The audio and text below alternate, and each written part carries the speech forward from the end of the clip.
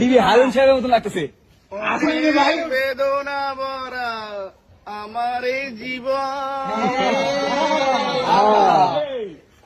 আমি আর ব্যথা পেতে চাই না।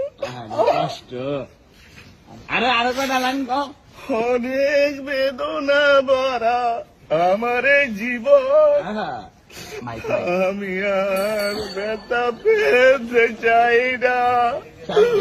অনেক কেঁদেছি আমি এই জীবনে, করুণার পেতে চাই না। কইবা থাম লাগে আমরা থাম দেখেছি নাকি?